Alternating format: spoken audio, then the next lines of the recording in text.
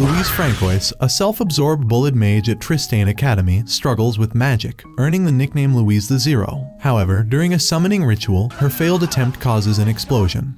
But instead of nothing, a boy named Saito Haraga from another world appears. Forced to serve as her familiar, Saito's mysterious hand mark suggests he may be far more powerful than anyone expected. Welcome to the magical world of Halkagenia, where the Tristan Academy for Magicians teaches the art of magic. On her first day as a second-year student, Louise de la Valliere gets ready for school, wearing a cute school uniform, where the teacher introduces herself to the class as Chevreuse the Red Moon, and her attribute element is Earth. Furthermore, she will be teaching them Earth magic for the coming year. The students, like in every school, are busy in their own stuff, ignoring everything she says. However, the scenario changes when she asks the class a question. Miss Chevreuse brings out the stones to demonstrate something incredible, and just as we expected, she turns the ordinary pebbles into brass, which astonishes everyone. Following that, she chooses Louise to try this simple spell and change pebbles into a metal of her choice. The students voice their reservations, but the teacher, unaware of Louise's precedence, insists that she must perform the spell. And just when the pervert principal thinks that this year has rather begun calmly, they hear a loud blast which ruins the naughty mood of the old geezer.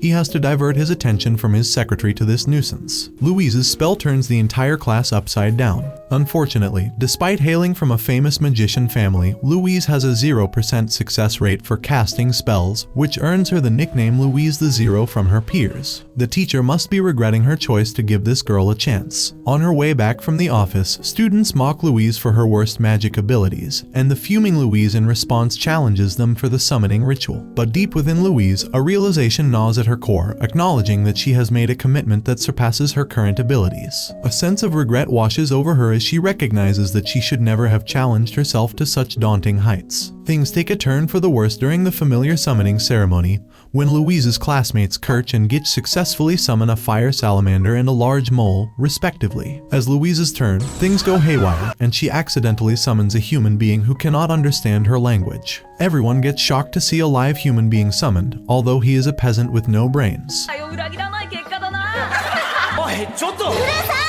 She wants to try again, but the administrator forbids her, as it is a blasphemy for the ritual itself. This guy is already chosen as a familiar for the rest of her life. Disappointed but unable to break the ritual's tradition, Louise makes a contract with Saito by kissing him, which causes runes to appear on his left hand. Saito's mind reels with shock as he finds himself standing before humans dressed in unfamiliar attire. Confusion grips him as he tries to comprehend the sight before him, unable to discern the meaning. Saito initially thinks he's been kidnapped, but unfortunately, he has been entrapped in even more complex scenarios. Saito opens his eyes in Louise's room. She orders her familiar to work for her, else she will not feed him, causing them to get into more of a one-sided. He tries to put up a fight, and he immediately gets silenced to see her getting undressed right in front of him. Louise tries to silence him with a silencing spell, but it backfires, and Saito can suddenly understand and speak Louise's language. She tells her about the kingdom and the summoning stuff, which is actually the reason behind his appearance here. Suddenly, as she turns to the wall, Saito sneaks from the room.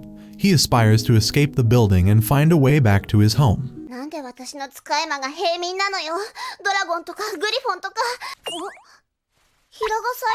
On the other hand, Louise is tracking him so she can put him on a leash. Lord Gitch has joined her too in capturing that escaping peasant, and he finally gets him using his aerial magic. The big bosom girl doesn't let this chance go away to troll her fellow, and laughs hysterically by pointing out that a familiar is running from the master. He fails miserably in this attempt, and gets shocked to discover he's been transported to another world when he sees the two moons in the sky. Back in Japan, Saito was strolling through the streets when came across a weird-looking portal and impulsively touched it. Upon touching the entrance, it dragged Saito inside, and within a blink of an eye, he found himself trapped in the weird-looking world. As Saito wakes up the next morning, he feels the sting of the whip on his back and chains to restrict him, reminding him of his servitude to Louise as a familiar. But he doesn't let it dampen his spirits, for today is a new day, and who knows what adventure or danger it might bring. Well. The new day starts with Louise taking down her clothes in front of him again, making him lose his mess again. Saito provides her with the clothes she asked him to wash and pleads with Louise to release him from the chains. She is ready to do that on a condition that he needs to dress her, and if he doesn't follow her command, he will be deprived of the meals. First day is always tough in the office. After that, they head to breakfast, which is nothing less than a wedding feast. and the otherworldly boy gets impressed to see all these lavish items on table. However, it soon changes into disappointment because this meal is for nobles and not peasants. Also, Saito notices the meager amount of food Louise offers him, a mere piece of bread, while she feasts on a lavish spread fit for a queen. Louise takes Saito to the place where all second-year students are playing with their familiars on their off day, and needs to communicate with each other. Right there, Kirch flexes her big assets and her familiar to Saito, while making sure to demean Louise the Zero in this flexing. However, his attention is soon diverted by a maid with an accidental encounter, who offers him a warm smile. She tells Saito about the world he is entrapped in and the principles of living defined for nobles and peasants. Those who can use magic are nobles and the rest are peasants who are meant to serve the nobles. Saito, who always rebels against the arrogance of nobles, and is quick to mock Gitch's two-timing nature. He exposes the playboy nature of this noble in front of the whole class, which creates a scene in this party. This doesn't sit well with the noble. The girls humiliate Gitch in front of the entire class. Agonized by his humiliation, he challenges Saito to a duel.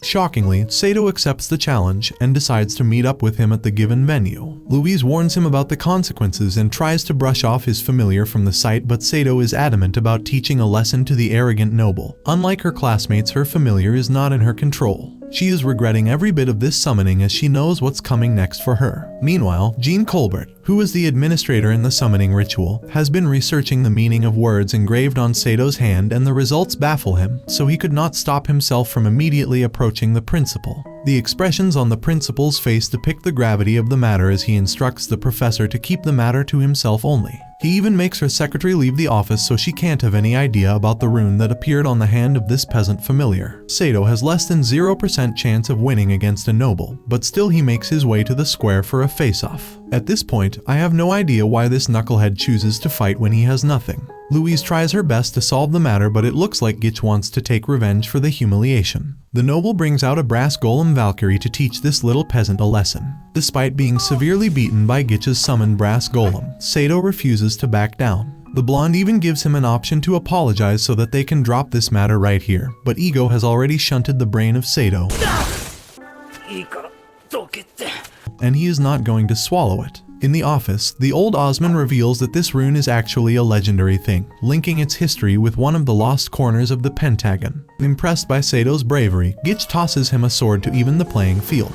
He ignores the pleading and orders of his master and picks up the sword, as he has made up his mind that he is at least not going to bow his head to a noble like him, because it is the matter of his survival here. As soon as he picks up the sword, the runes on Sato's hand begin to glow, and the whole class cheers for him. Surprisingly, the pain goes away and it enhances his strength and speed, Ultima giving him sword skills he never knew he had. He takes down the first brass golem with a single swing, shocking everyone around. With a few swift strikes, he takes down multiple golems at once and knocks Gitch down. Saito defeats Gitch in a stunning manner, making him yield in front of everyone. The Lord can't believe that something like this can even happen, as he was so full of his superiority complex regarding nobles being the bestest. On the other hand, Sato's triumph is short-lived, as he collapses from fatigue as soon as he takes his hand off the sword, and the toll of the battle turns heavy on him as he falls on the ground, losing consciousness. Mr. Colbert and Headmaster Osman begin to suspect that Saito may be a legendary familiar, with his victory over Gitch being the latest in a series of remarkable feats. Saito wakes up after 3 days and 3 nights of unconsciousness, and the maid reveals that Louise has been diligently tending to him during his incapacitated state. A mix of emotions surges within him. Trembling with gratitude, he casts a glance at Louise, who sleeps nearby, looking utterly exhausted from her unwavering dedication to his well-being. The twist in the tale, and I bet from here on things are going to take a turn for Saito and Louise. As a consequence of Sato's 3-day illness, Louise hands him heaps of laundry to wash, and when Saito does not complete the task in time, Louise rebukes Saito. However, the helpless boy doesn't argue with her, considering she looked after her for 3 days straight. He is really moved by her care, but she destroys his feelings by telling him that it was just a master-slave stuff, and there was no particular depth to it. A poor boy is having a hard time dealing with this little mess. Following that, he is looking at the other familiars, which all are beasts, or some creatures, making him regret that he is a part of this flock despite being a human. Suddenly, Louise pinches his ear and asks him to escort her to the class quickly after washing the clothes. Kirch is looking at this scene from a distance, and it is evident that she is getting fond of our cute boy. The scene changes and now we are in the classroom led by the same earth element teacher. Today's lecture is about combining the elements to create a stronger magic. Seeing the opportunity, the hottie makes a pun about someone who can't even use a single element, diverting everyone's attention to a single girl, and that is our Louise. This is the moment when Saito realizes why her entire class calls Louise Zero. As they walk off the class, Saito mocks Louise with a song, entailing lyrics which humiliate Louise for her inabilities. Anguished by her insult, Louise punishes him with no meals for every zero he mentioned. Well, she has zero sense of humor too, and now this poor lad has to pay for his silly mocking. Saito is breaking down with an empty stomach, so he tries to butter her up, which actually works, as she accepts her apology and is down to give him a meal for the night. However, things take a turn when Saito mentions her breast being size 02. For Louise, this is even worse than having no magic skills, so she decides to make him sleep out of the room in addition to no food. This is the reason one should not let his tongue slip. In the corridor, Siesta finds Saito shivering in the cold outside the room and takes him to the kitchen, where all the other peasants applaud Saito for his win over the noble. He is served delicious food, and Saito has become quite popular among the commoners, who now refer to him as our sword. They are proud of his accomplishment against that snobby noble. The head chef starts acting weird and tries to kiss him, but he pushes him away, making the scene really awkward. After the meal is done, Siesta reveals that while Saito was on the verge of being dragged into a coma, Louise went on to buy one of the most expensive elixirs for him, which saved his life. Siesta invites Saito for lunch so they can have a long chat peacefully, and Saito happily accepts her offer. He is in all awe for her kindness. Things only got worse when a noble from Germania, Kirch, selects Saito to be her next boyfriend as part of a devious plan. She uses her salamander to kidnap him and bring him to her suite. She tries to seduce him with her good figure and flirting skills, and is about to kiss Saito when her current boyfriend, who goes by the name of Styx, shows up. However, she shuts him down, but it looks like she is a whore as one guy after another starts showing up at her window, demanding her to burn them with her love. But she is only interested in this peasant, so she gets over him, rubbing his big melons on his chest. Lucky Lad seems to be falling for her figure and they kiss erotically. Just then, Louise jumps in, ruining fun for everyone. You nerds also take your hands out of your pants. She bursts out at Saito for his unwavering attraction to her body, punishing him with a crop that is used to spank horses. She is taking out her frustration, hitting him over and over again. Saito uses force to stop her and accuses Louise of being jealous of Kirch because he chose her over Louise. Anyways, she clears out that her problem is actually a family problem. The Zerbst and her family are always on the edge of sword, so she can't tolerate her familiar to have any kind of relationship with a Zerbst whore. After considering Sato's hidden talent with a sword, Louise drags him to town to buy him one. Kirch approaches Tabetha and requests her to follow Louise and Saito, who just left on a horse. Tabetha uses her mythical familiar to chase after a couple on the horse. Upon Louise's demand for a thicker and bigger sword, the shopkeeper pulls out his most exquisite item. It's the sword from the famous alchemist mage hailing from Germania. But Louise fails to buy a sword of 3,000 gold coins and they have to settle for a rusty-looking sword. The noble was poorer than we thought, as she had only 100 coins in her pocket. Kirch, on the other hand, has been spying on them in town. She purchases the expensive sword of Germania for mere 500 coins by seducing the shopkeeper with his good physique, boasting her assets with pride to make him fall for it. Saito absolutely loved this sword, as it was 1,000,000 times better than the rusted old one. Third gift surges her conflict with Louise, while Saito accepts both gifts to ease the situation.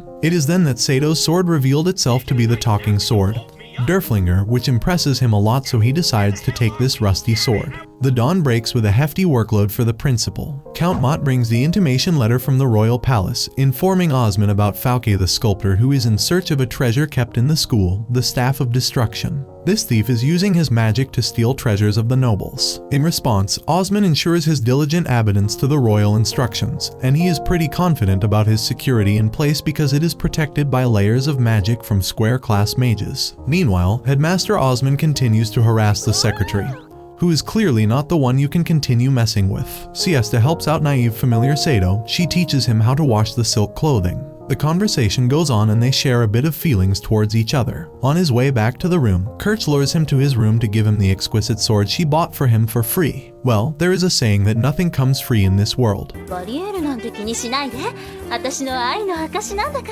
Although Saito is hesitant to go in the room with her, he is still overwhelmed by the sword. Kirch is all eyes on Saito, ready to test the springs at any moment. Saito wonders why a woman who has so many men falling for her looks is persistent to sleep with a mere familiar. However, displeased by her remarks about his appearance, begins striding toward the exit. Kirch persuades Saito for one after another gift, be it her remarkable breast or some infamous magic item, but Saito cares a little about her offerings. Suddenly, Louise opens the door with a bang looking for Saito and rescues him from Kirch's lust, saving his virginity for another day. After heading into the room, he gets scolded by his lady master for getting hunted by Kirch so easily, so she beats him again with the cane. The next day, Saito ends up in the kitchen while wandering in the school. He inquires about Siesta from the head chef, and he informs that she has been forced into the service of Count Maud as his mistress. Disgusted by the noble's lack of regard for commoners, Saito decides to bring her back. Saito joins hands with Gitch to make his way to the mansion, but he is caught by the guards who produce him before the count, who's trying to have a good time with her new mistress. He listens to Sato's plea and his valor to do anything in return for him. So, in return for sparing his and Siesta's life, the Count asks for a particular family heirloom book from a Germania family. As the Count elaborates on the attributes and significance of the book and its belongings, Saito is struck by a sudden realization, concluding that the book may indeed belong to Kirch. In a rush of determination, Saito swiftly decides to make his way back to the academy. He comes across Louise riding on the horse to save his ass. He jumps on the horse and heads back to the institute with her. She tells him to forget about Siesta, as she is now a servant of the royal stature. After she sleeps, Saito sneaks out, making his way to Kirch's room. He asks Kirch for the book, which she is willing to hand over since she is not much into reading, but she demands that he must sleep with her first. Lucky you. However, gutted by the common attitude of nobles milking the peasants, he refuses to fulfill her demands and slams the door in wrath. Saito gets on the horse and heads to the palace in order to take on Count Maud on his own with Kirch's expensive sword. Our peasant boy sneaks in the establishment but eventually gets caught by the guards and magical hounds. He pulls out the sword, challenging the Count, but unlike his previous experience, his runes do not activate as it is an ornamental sword not meant for combat. He struggles to even lift it. In response to his insolent behavior, the Count gives him some beatings with his magic. Louise and the others arrive just in time to prevent Saito from being executed. Louise immediately apologizes to the Mott for her familiar's behavior, agreeing to accept any kind of punishment on his behalf. Kirch agreed to give Count Mott the book in exchange for Siesta's freedom and for Sato's offense to be forgiven. Saito catches a glimpse of the heirloom book and he is surprised to find that it is just an old sneezy magazine from Japan.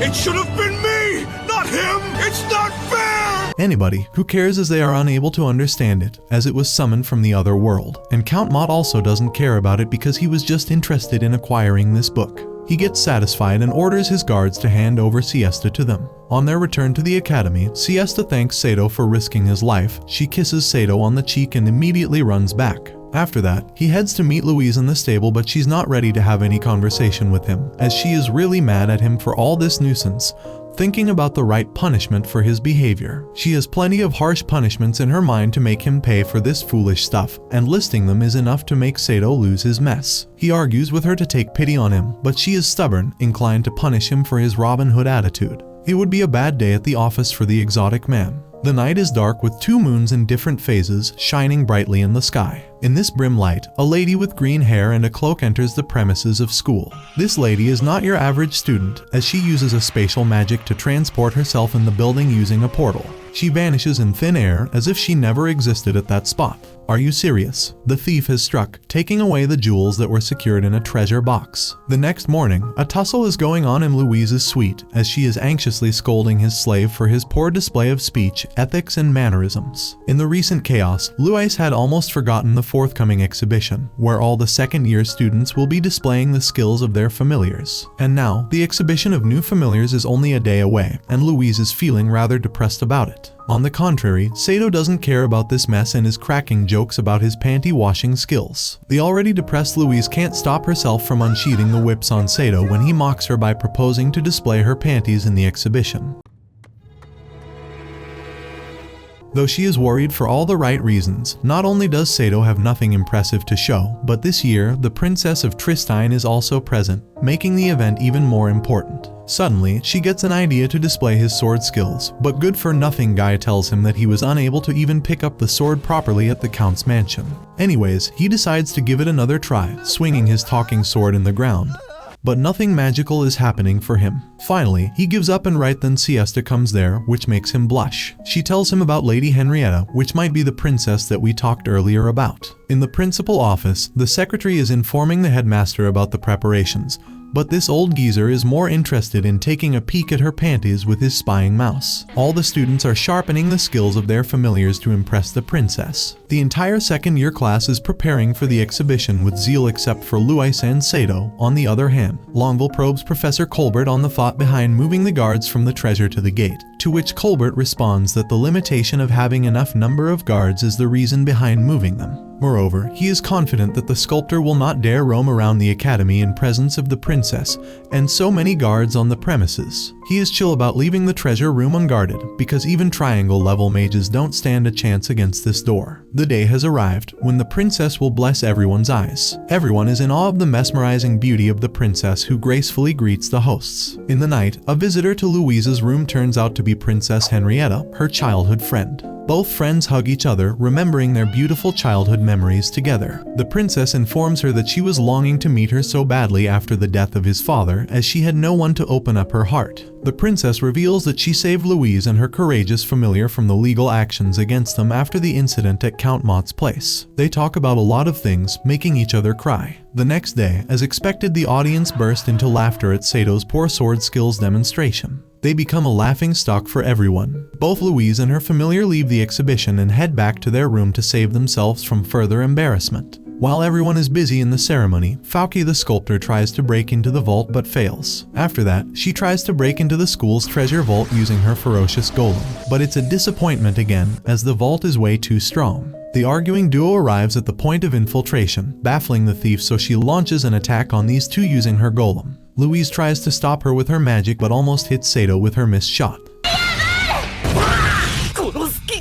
Well, this missed shot turns out to be a blessing for the thief because the attack weakens the wall. It allows the Fauke to rupture it further using the power of her golem. She successfully steals the fabled Staff of Destruction and escapes from there, thanking Louise for her help. She throws Saito from height, who eventually gets saved by Tabitha's familiar. The thief leaves a note on the walls of the vault, mocking the headmaster. The investigation team tries to find the thief but is unable to find any trace of the thief. The way Fauke had been using the golem, Louise is certain that she is nothing short of a triangle mage, while Saito is glad that both of them survived this. Right then, the princess comes rushing in and gets happy to see that her friend is safe and sound. She tells Louise that it was not her fault, so she doesn't need to feel sad about it. The royal palace will look into this matter. After that, she takes her leave, wishing to see her dear friend in near future again. The next morning, Kirch is having a good time with Saito as she is feeding him the most exotic fruits of Germania. Meanwhile, Louise is getting irritated to see this stupid thing happening in front of her. She tries to control herself, but she erupts eventually, yelling at her classmate that it is inappropriate to feed someone else's familiar. At this point, Kirch reveals that Princess Henrietta is blamed for the unfortunate incident, because the security needed to be taken off from the vault due to her. On top of that, there have been rumors that the princess visited the institute despite warnings from her advisors, which puts her in a really bad spot in this case. A staff member barges in the classroom, asking Louise and Tabitha to make their way to the principal's office. Headmaster Osmond calls for these eyewitnesses of the incident, but surprisingly Kirch joins them too, although she wasn't anywhere near the incident. Longueville briefs everyone about the investigation details, starting with the sketch of a shadow that has been seen entering and leaving the forest. She hands over the sketch to old Osmond, which she prepared after analyzing the testimonies of everyone. In her first glance at the sketch, Louise identifies the girl as Fauke, which creates chaos in the room. Mr. Colbert suggests that they should inform the palace about this, but Osmond rejects the proposal of asking the bureaucracy for help. He opines that red tapeism of the bureaucracy will result in unnecessary delays and they must bring the stolen Staff of Destruction on their own. He weighs on regaining the credibility and honor of the institute, which has been tarnished by the thief. When all the well-learned teachers step back from fighting, Louise volunteers to go catch her, along with Kirch and Tabitha. Old Geezer gets impressed by their passion, plus he is satisfied because Tabitha is joining them, who is actually a knight at this young age. At this point, I have started to suspect Miss Longueville, as she is acting quite sus. They travel to the place of Fauke's last sighting, escorted by Longueville. On their way to a shabby-looking house, Saito asks a genuine question about the possibility of Fauke being a noble as she is a mage. However, Longueville reveals that Fauke is no more a noble but rather a demoted peasant. She opines that not everyone is born a peasant, but some nobles are demoted to peasants for their acts, and Fauke is one of them. Here comes a twist, as Miss Longueville confesses that she is also a demoted noble, which shocks everyone, which forces them to ask some weird questions from the secretary. The topic soon diverts, transitioning into a cat fight between Louise and Kirch over Saito. Kirch is giving a tough time to our boy, luring him in with expensive stuff like the sword and her bazookas.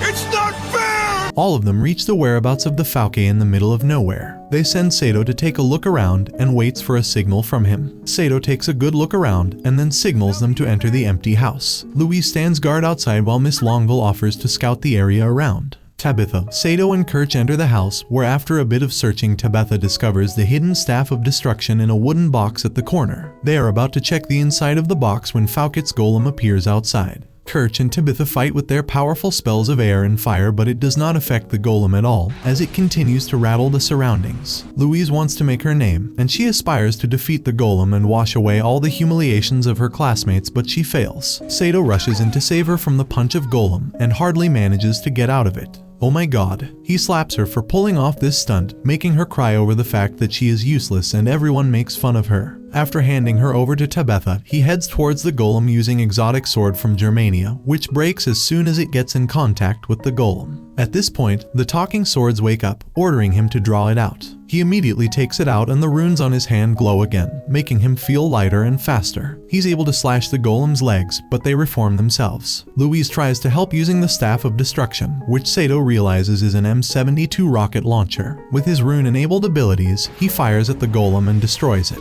In the aftermath of the incident, Miss Longueville makes a shocking revelation. She is Falke the sculptor who has been disguising herself as the secretary in perusal of her mission. She engineered the scenario to discover how to use the staff. She knew that only Saito can operate the Staff of Destruction. Longueville aims for the rocket launcher to eliminate them all in a single go, but she is unaware of the Earth's weapons. She tries to fire it, but the rocket launcher turns out to be a single-use weapon. Saito seizes the opportunity and knocks Falke out, saving everyone. Later, Osman applauds the commendable display of courage by the students, and the students may receive official gifts for their courageous fight. However, Saito, the true hero of the incident, will receive nothing in return for his fight because he is a mere peasant. Anyways, Saito doesn't care about it and asks for something else in return. The thing he wants is information about the rocket launcher. Osman reveals that found the Earth's weapon about 30 years ago. At that time, he was fighting a monster when a man from another world, dressed in a weird uniform, saved him. Moreover, the man had serious wounds and he couldn't recover from those injuries, so he had no chance to have a chat with him. He used one of his 2 staffs to save his life. After the man died, Osman buried him and kept the remaining staff. The school holds a ball to celebrate this achievement and Louise asks Saito to dance and thanks him for saving her. She finally believes that he is from another world, and he finally accepts that he is her familiar.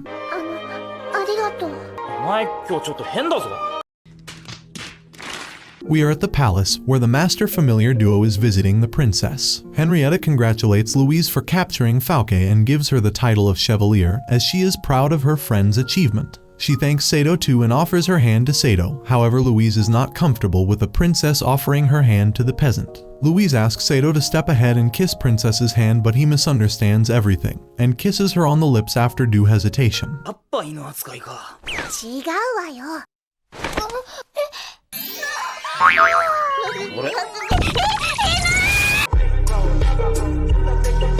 This unexpected action takes both best friends by surprise, while the princess loses her consciousness over it. Agonized by the embarrassment caused by her familiarity, Louise pleads for mercy and beats Saito for his insolent behavior. She forces him to apologize to her, but he blames her for being unclear about her instructions, which can be misleading for a commoner like him. However, Princess is a gentle being who easily forgives Saito, terming this action as a reward for his service. Following that, she asks for a favor from them, requesting Louise and Saito to spend some days in the nearby village and work undercover to determine if nobles are taking advantage of the commoners. Initially, the princess herself thought of such news as mere rumors, but the incident of Count Mott has made her conduct a thorough investigation of the matter. Therefore, she needs her most trusted ones to unveil the truth behind these rumors. In the village, both Louise and Saito dress up as commoners and stroll through the streets looking for a horse and a hotel to stay. However, their budget does not allow them to afford a horse and a place equivalent to Louise's status. On top of that, Louise naively loses all of their money in a casino where she was hoping to increase their funds. She is single-handedly responsible for blowing up all the money, as Saito was not there to help her. Saito advises her to ask for more money from the princess, but Louise is not ready to do that because she believes that it is a personal favor and it is not easy to come up with this much funds. They are arguing over it when they come across a dancing man in a weird outfit. Saito and Louise find work at a tavern called Charming Fairy Inn run by Scarin and his daughter Jessica. Louise works as a waitress, dressed more like other exhibitionists of Scarin, called fairies, and Saito works as a dishwasher where he's in close contact with Jessica, much to Louise's displeasure. No wonder the jealousy is valid, as Jessica is really a candy to the eyes. Scarin holds a contest for the waitresses. There is a competition among the girls of the inn on whoever gets the most tips gets a large reward plus the chance to wear a special made outfit, which is the heirloom of their namesake, the enchanting fairy bustier. The outfit is enchanted with magic that charms people, giving that person a chance to earn them a huge number of tips in return too. In the past, the girls have greatly benefited from this dress. This causes a lot of tension between the waitresses, and Louise feels pressured to participate, despite her lack of experience. But Louise is a noble who cannot endure the flirty attitude of the peasants towards her. She continues to smash the guests one after another whoever tries to harass her. She is already messed up with this job, but Saito tries to calm her down, stating that they have no option other than this. They got a place to sleep and free food to eat. On the other hand, a sound bonding is developing between Jessica and Saito. Louise glares at them in wrath when she hears them bursting into waves of laughter. Saito is having a great time with her, focusing fully on her big breasts, which is making Louise more insecure. In the room, Jessica reveals that she is aware of the fact that both Saito and Louise are not brother and sister. Moreover, Louise is rather a noble disguised as a commoner. She lures Saito with her body, offering to teach him some naughty stuff in exchange for spitting out the secret, but suddenly Louise enters the room and spoils the fun. Saito tries to cover it up, but she kicks her in the nuts to shut his senses. After a heated argument between the girls regarding the poor performance and small breasts, Louise drags Saito out of the room, regretting over her luck in this scenario. On the last day of competition, a noble tax collector, who goes by the name of Cheline, enters the inn with a number of guards. When Scarin tries to explain that inn is already to its capacity, the noble coercively empties the inn, using the force. He sits at the table, mocking the owner for it being empty. Meanwhile, Jessica informs Saito about the fat guy that collects levy, and they can't stand up to him. Plus, he doesn't pay tips or anything after having everything.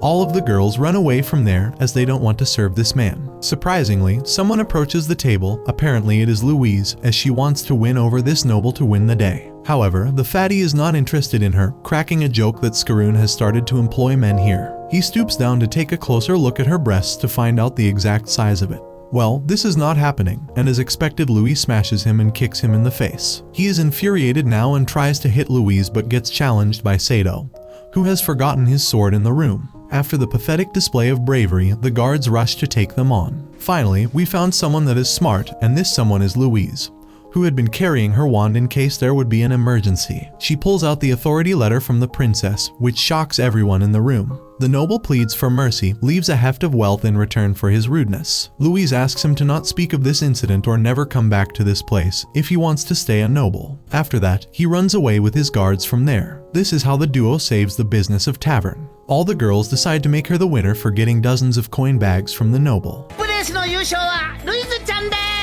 Back in the room, Louise wears the maid outfit, which takes Saito by surprise, and he is at a loss of words to describe the beauty of Louise. A mysterious individual arrives in the royal prison to rescue Fauke the sculptor, whose actual name is Matilda of South Gotha. Saito and Louise head back to the academy, which appears quieter than usual. The pervert Saito is touching her at weird places, which spoils her mood. Louise maintains that summer vacations have begun, and the students are buzzing with excitement as they plan their travels or head back to their homes. They come across Kirch and Tabitha, who are getting in the carriage. They are surprised to see Louise still here, as they thought that she had already left. Kirch decides to accompany Tabitha on her journey back home as she hugs Saito passionately, burying her deep in her jugs before she departs. Such a lucky bastard this guy is. On their way, Kirch reveals how she ran off from her home country when her family forced Kirch into a marriage with some old man, only because she used to have fun. They made her quit her school and decided to marry her to save their image. Suddenly, their carriage stops and a farmer informs them about the problem ahead. They are compelled to change the road because of water overflow in the nearby lake lately, which has submerged an entire town. At the school, Louise is back to her unkind nature, putting an extensive workload on poor Saito with an unkind tone. Anyways, Saito goes out of the room to do laundry, leaving her to burn in the flames of jealousy. In the lawn, he comes across Kirch and Montmorency, who are fighting like your average couple over the usual stuff. Suddenly, Sato's eyes fall on a huge metal pot by the side of the wall. He gets an idea and he lends that huge metal pot from the head chef and takes it behind the bushes by the wall. The sword questions his intentions about it, but he asks him to wait for the night with a wicked smile. On the flip side, Kirch trembles with shock when she comes to know that Tabitha belongs to the royal family of Gallia. Kirch learns that Tabitha's real name is Charlotte, and she is the princess of Gallia. The butler serves Kirch the tea and takes care of her while her friend makes her way out of the room. Tabitha must be on her way to meet with her family members, so she ends up at the door of her room. She knocks and gets in the room, making her way to the sofa by the window. This is Tabitha's mother, who is looking sick and starts acting weirdly on seeing her. In the living room, Kirch is curious about the reason behind hiding the identity and running away to study abroad, so she asks the butler about it. He starts telling her about the history of Orleans, mentioning that after Tabitha's grandfather passed away, her uncle began a fight for the throne and conspired with her father's murder. Charlotte's father was more talented and adept for the throne, but he was second in line. The whole palace was divided in two, with everyone taking their sides. In the midst of that battle, Prince Orleans was murdered by a conspiracy, taking an arrow in his heart. After they were done with this, they decided to go after Charlotte, so they made a plan and invited Orleans' wife and daughter to a banquet. Tabitha's mother tragically went insane after drinking a potion, leaving a scar on Tabitha's past. The lady actually sacrificed herself to save her daughter because she got a hint that there is something mixed in the drink. The made-up name is actually the name of the cute doll that her mother gave to her daughter. Since that incident, nobody has tried to take the life of the mistress, rather used her magical powers to their advantage, assigning her to most difficult tasks. The reason for her returning home is to fulfill a mission from her uncle, the King of Gallia. Back at the academy, the night has arrived, and Saito is taking a hot tub bath in the huge pot, so this is what he planned in the morning. He is loving it a lot. Just then, Siesta happens to pass by. She notices this huge pot in the ground, so she gets there to take a look and gets scared to see our boy coming out of the hot boiling water. After a little conversation, she decides to join him too, taking off her clothes in front of Saito. Moving to the lovebirds, things are heating up as Montmorency discovers Kirch's infidelity. In a fit of jealousy, she decides to whip up a love potion called aphrodisiac and slips it into Kirch's drink. Lau strolls around the lawn, looking for Saito, and she turns up on her head when Louise finds him taking a bath with Siesta. In the mixed emotions of jealousy and deceit, she interrupts the conversation of Kirch, and Montmorency accidentally drinks the love potion.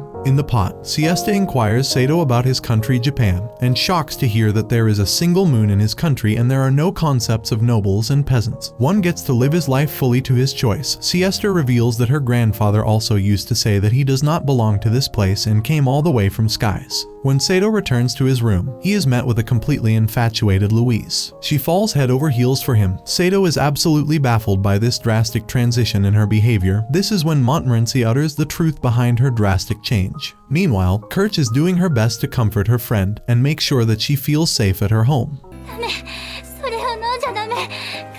Things have taken a turn for the strange reasons as Louise continues her lovey-dovey behavior towards Saito. She is not even letting him get out of her sight, as she fears that he will get involved with some random girls. Saito is desperate for a solution and demands that Montmorency create an antidote to the love potion. Montmorency maintains that the potion was originally meant for Kirch, but Louise drank it without listening to her. However, she opines that the effect of the potion will go on its own and Saito must wait and bear her changed emotions for a while. Well, the effects will take around a month to fade, so he has a mountain to climb. On the other hand, Louise's growing clinginess is also causing troubles between Saito and Siesta. Siesta is rightly not pleased with their growing closeness and steps back. Saito is putting in efforts to make her understand, so he explains everything to her about the love potion. However, she calls it a white lie and gets away from there. A love triangle has been initiated. In the room, Louise is lying on the floor in her nightie. She desires to do it with Saito, but he abstains from lovemaking. Louise strives to seduce Saito by exposing her body. She believes Saito has been swirling around other women because of lack of looking appeal. Being a guy, I will support him in doing that too. Anyways, Saito asserts that he needs to find the solution at the earliest. But Montmorency refuses to help until Saito pulls out some leverage, blackmailing her into helping him out. He is really bent upon doing anything to get Louise back to normal. Unfortunately, the antidote requires a very rare and unusual ingredient, the tear of a water spirit. This is found in the Lake Lagdorian. When Montmorency hesitates to bring the antidotes, Saito reiterates his warning. They finally get on the same page, deciding to go to retrieve that ingredient tomorrow. The sun has set, and the impact of love potion is increasing. It is forcing Louise to sleep with Saito, making him uncomfortable. In the morning, all of them leave towards the lake by the border of Gallia. It is going to be a long journey and will take them a half day to get there. Everything comes at some cost, so they have to deal with this arduous journey to get there. Kirch has joined them too, as he was really excited to show his knighthood. After a long journey, they are finally close to it. Montmorency notices something unusual, pointing out that the water level is really high, remembering that this place doesn't used to look like this. Furthermore, the establishments are submerged in the water too, so she asks them to wait a little while and wait for the water spirit to show itself. After the sun sets, Montmorency uses her familiar, who is a frog and is called Robin, to contact her old friend. The frog follows her order and dives deep into the water with a drop of her blood. She is hopeful that the spirit will recognize their contract and will come find her. She explains everything to Saito and tells him what they need to do after its arrival. Finally, she shows herself and recognizes the blood of Montmorency, although she rejects her request of giving off a part of her body. This is when our boy jumps in, getting on his knees and asking to do anything in return for this favor. There, Saito and the love-struck Louise are led to make contact with the powerful water spirit who has been flooding the land with wrath. She is searching for her stolen treasure and Vari's ring. Unfortunately, her search is being hindered by some pesky magic users. Without a second thought, Saito volunteers to deal with them. With Kirch by his side, the two of them fight the intruders. They devise a strategy to take these mages down. Kirch uses his earth magic to distract them, but they smartly take down his attack. Out of nowhere, Saito jumps in, launching a close attack on these mages. But he also gets knocked out by them. They are about to end Sato's life when Louise uses her magic to keep them away.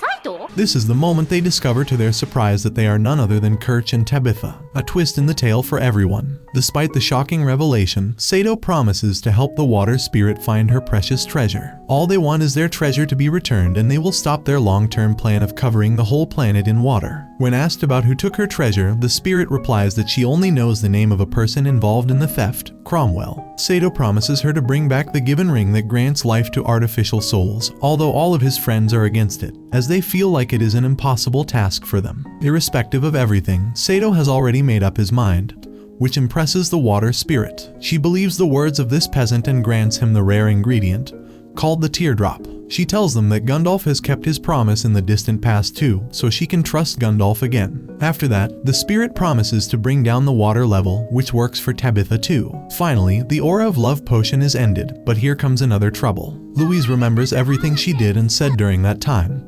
making her feel embarrassed to the core. Louise is lashing out at him when someone jumps in from the window, and that person is Princess Tristan. Meanwhile, a secret plan is being devised to take down the kingdom, and the person leading the charge is Cromwell. We are going to witness a thriller in the near future to give that news. Rather, she has something in her mind to retrieve an item. Henrietta wrote to Prince Wales of Albion must be brought back to the princess. If the contents of the letters are disclosed, it can result in a plain rejection of her marriage in Germania. Saito is unable to grasp these kingdoms' matters, and the princess starts crying, putting her hope in the hands of her best friend and her slave boy. Louise tries to calm her down by telling her, which makes the duo jealous. Later, panties, Siesta walks up to him and apologizes for her rude behavior the other day. Ever since the spirit of water called him Gundolf, the words have been relentlessly echoing in his mind. Gundolf, but he can't confirm it without the presence of some void mage user. Suddenly, he smells something. Gilbert somehow got his hands on it and is now trying to replicate it. Louise is really nervous, questioning her ability to go through with this journey. She is not confident in her skills or magic, but Saito assures her that he will protect her at all costs. The next morning, Verdun, the familiar of Kirch, attacks Louise, trying to take off the princess. The guy lands from the sky, wearing a fancy outfit, riding on a mythical creature as they squadron. Meanwhile, swirling around the mountains, they reach the infamous port village of La Rochelle, which is crafted from a single boulder, and the already jealous Saito accepts the challenge. To our surprise, there is an uninvited guest there too, also known as the Green Head. In the room, Wards proposes to Louise, who trembles at the proposal. She strives for some time, but Wards insists on marrying her at the earliest. Meanwhile, the sword tells Saito that he is actually Gundalf, and for the last 6,000 years it has only been used by Gundalf. No one else can operate it in the same way, who easily bests him and mocks Sato's promise to protect Louise. Saito is heart-wrenched, crying badly while standing at a balcony. Louise tries to calm him down by telling him that he fought with the decided to marry Wards, which is nothing less than a shock for the already heartbroken boy. The unbothered-looking Saito can feel a sting of pain deep inside his heart, opted to head back. Things are turning out to be fishy now. They are almost at the pier, where the ship is ready to be boarded and depart, and Tabitha show up for their rescue, and after seeing the locals coming out for their rescue, Falke runs out of sight, hinting that she only wanted to stall them and she has already succeeded in it. Once they drive off the golem, they try to look for the ship. A gentleman at the pier tells them that the couple went together alone, claiming that their other companions have gone back to the school. This creates a sense of frustration in Saito, and he rushes outside to get on the ship. But it is Lane country. I believe this naive earthly boy will be able to get that. Kirch maintains that they have been left off and Louise and her fiancé have moved on with the mission. Deep down, Louise is not pleased with her marriage with Wards, but there is nothing much she can do. Being a noble, he is Louise's best option. Meanwhile, Saito is suspicious that they have been played, joining the dots that Wards and Falke might be accomplices, which means Louise is in trouble. To their luck, the next ship will sail the next morning. Wards tries to get out the information about the hideout of Prince, but smart Louise tells him that she has made a promise to Princess, so she is not going to reveal that. They finally reach the free-floating land of Albion and head into the palace. As soon as they enter the palace, Louise and Wards are stranded by the guards from all sides. The prince identifies Louise with the ring on her hand, showcasing his ring in the process too. He asks her to join hands with him, and as soon as she does this, everything glows up. These are the rings that have been passed down since generations. The ruby of water and air, when mixed together, gives up a rainbow-like hue. After the due diligence, she gives him the letter from the princess, and he hands over the secret letter to Louise. True allegiance is also exposed, as he sides with Reconquista, a group responsible for the unrest in Albion. Though its motives are not confined to Albion only, they desire to extend their influence on a much larger scale. Wards attempts to force Louise into a marriage ceremony that would legitimize his position within the group. Louise is powerless to resist when Ward's ally, Cromwell, uses mind control to force her into compliance. Just as we thought, everything falls into pieces, and we have our criminals. Wards is a part of this organization too, including Cromwell. This is the moment when it is revealed that Louise is a descendant of legendary Void Mage, which explains the reason behind her having zero elemental magic. Just when it seems all hope is lost, and she was about to say yes to this forceful marriage, Saito bursts into the church and unleashes his true power as Gundalf to save Louise. In the chaos that follows, Wards eliminates Prince Wales, and on top of that, he has managed to steal the letter. The church crumbles around them, but Tabitha and the others arrive just in time to rescue Louise and Saito. As they make their escape, Saito holds Louise in his arms and shares a passionate kiss, finally confessing his love for her. In a shocking turn of events, Louise delivers the devastating news of Princess Henrietta of Wales passing, resulting in the cancellation of her wedding. Gutted by the failure, Louise apologizes to Henrietta for not producing the letter she desired. With teary eyes, the princess hugs her friend and thanks her for bringing the last belongings of her lover. Amidst the turmoil and uncertainty, Louise confides in Osmond about the impending threat of the Reconquista, an ominous force that's been looming on the horizon. Osmond realizes the existing danger and thanks her for reporting it timely. Louise remembers that she was often referred to as the descendant of the Void, and probes Osmond what it means. To Louise's surprise, Osmond unveils the existence of void magic and the mythical creature known as Gundalf. However, tensions quickly rise as another argument with Saito takes place. She is thinking about the kiss and the normal behavior of Saito, as if nothing has happened. In all this ruckus, the elastic of Louise's panty tears and the panty slides down her thighs, which embarrasses her. Louise uses her whip to punish her familiar for not taking care of the belongings. Saito is fed up with bearing this nonsense, so he walks out of there in anger. He goes near the huge pot by the wall to take out his frustration. He is having second thoughts about kissing Louise the other night. Right then, Siesta arrives there and breaks the news of heading back to her hometown. Saito asks her about the story of her great-grandfather, who was also from another world. She narrates the story of two dragons that emerged in the sky. One of the dragons was carrying her great-grandfather, who used to assert that he came to this world on the dragon. She tells him that it became a family heirloom and has been kept safe somewhere in the hometown. but she has never seen it. Saito asks Siesta to take him to her home, the village of Taubes. It looks like he has something in his mind, especially after remembering the blood of the dragon, which looked more like the fuel of an engine. I guess all of you have the same thing in the mind. Kirch, Tabetha, and Gitch were eavesdropping on their conversations, and they decide to follow them to the village to find the dragon, along with some treasure. While looking for Saito, Louise comes across the specific point where she first summoned her familiar. She is losing her mind over the moments she has spent with Saito over the period. Suddenly, she notices that Saito is leaving out of the gate with Siesta on a horse. She gets jealous and heads to the head chef, who informs Louise about the sudden departure of Siesta to her home. Louise quickly inferences that Saito must have accompanied her, and she decides to head to the village with Professor Colbert, who is also heading to the same village in search of the dragon. Saito and Siesta navigate through treacherous terrain and unexpected obstacles, making their way to the much-anticipated village. Siesta heads to her home to find out the exact location of the enshrined heirloom and the treasure, while Saito decides to wait on the outskirts of the village. He feels so happy and comfortable with her, and that can be seen from the glow on his face. He just can't get over her kindness and ethics. She finally comes back with a map, which she secretly brought out from the shed. She informs him that it is known as Robe of the Dragon, and her great-grandfather used this land here. They are focused on the task when a sudden interruption from Kirch scares them. Well, she is not alone, as she has also brought Gitch and Tabitha too.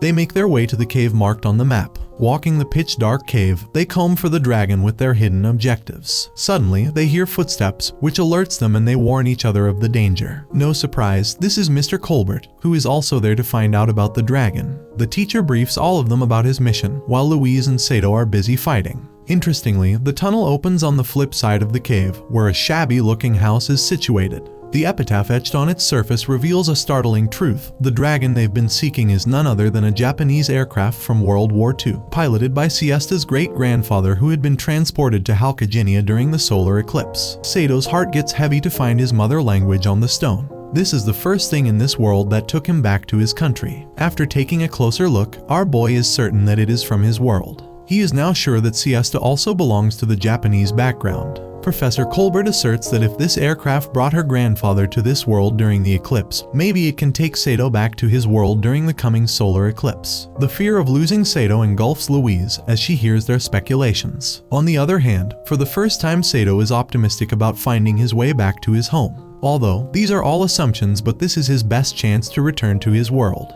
In the palace, there is sadness all around as the engagement has been called off, and the contents of the letter has been made public. The royal family has accepted their destiny. Albion announces war on Tristan as they return the plane to the school. Saito gets on the plane after requesting Mr. Colbert to develop more gasoline. Meanwhile, the Albion has launched their plan, and they want to use Tristan as a springboard to conquer the remainder of the continent, and will begin their assault in 3 days during the following solar eclipse. Saito informs Louise regarding his plan to travel back home in 3 days, as the solar eclipse will happen in 3 days. He was expecting Louise to express her feelings. Instead, Louise coldly replies that it's his choice, acting as if she does not care about his decision. This shatters his heart, as he wanted her support in this case. In fact, Louise acted strongly to hide her feelings. Louise's callous reaction left a dent in Sato's heart, and it seems like their relationship may be irreparably broken. In the palace, the nobles plan for the upcoming battle. Most of them opine that they don't stand a chance against Albion. The princess rebukes them for acting covered. Henrietta maintains that surrender is not an option, and she will lead the attack himself. In the institute, Osmond gathers up students to inform them about the coming war and encourages them to participate, as the school will be closed for an unforeseeable future. This sends waves of shocks across the room, leaving the young lads in fear. Adding to the grim reality of their situation, the war between Albion and Tristan seems inevitable, so Henrietta must call upon the boys at the academy to join her army. Amidst the chaos of preparation, Louise stumbles upon Saito sleeping and decides to say her goodbyes. The next morning, Saito wakes up to find a letter from Louise rudely stating that he is fired and she doesn't care where he goes. This worries Saito, and he abruptly gets up to find her. He consults Kirch, who believes that she must be in the palace with Princess Henrietta. Saito is in a dilemma, trying to figure out if this world is worthy of him.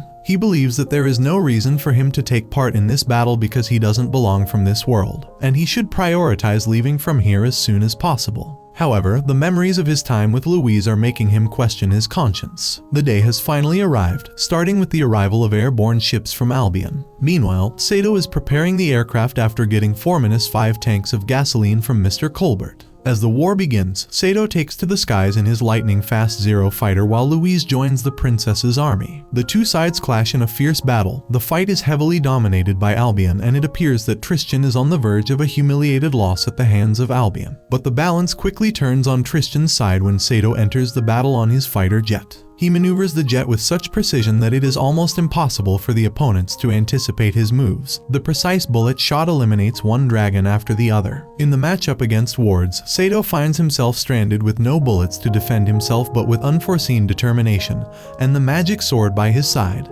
he takes on wards. The battle is getting intense between them in the air and on ground. Fauke is causing trouble using the golem. Kirch, Tabitha and Gitch mix up their attack to create a combined force attack. The alchemy works on the golem, making it turn into sand. Louise finally makes an emotional connection with Saito and unlocks her true potential. The runes in Sato's hand start to wake her up. The sword orders Gundalf to buy her some time because void magic needs some time. Finally, the moment arrives, unleashing a powerful spell known as Explosion that decimates Albion's aerial force in a single blow. Sadly, the solar eclipse has passed, ending the hope of returning for Saito. The trio gets successful in taking out the Cromwell Bastard too, recovering the legendary ring. Amidst the jubilation of their victory, the anime ends with their passionate kiss. With this, Saito and Louise form a new bond. Things take a turn for good for everyone, and everyone's back to their normal life. Saito also accepts this place as his home for now, as he has no hope left of returning home for now. That concludes the anime recap. As always, if you enjoyed,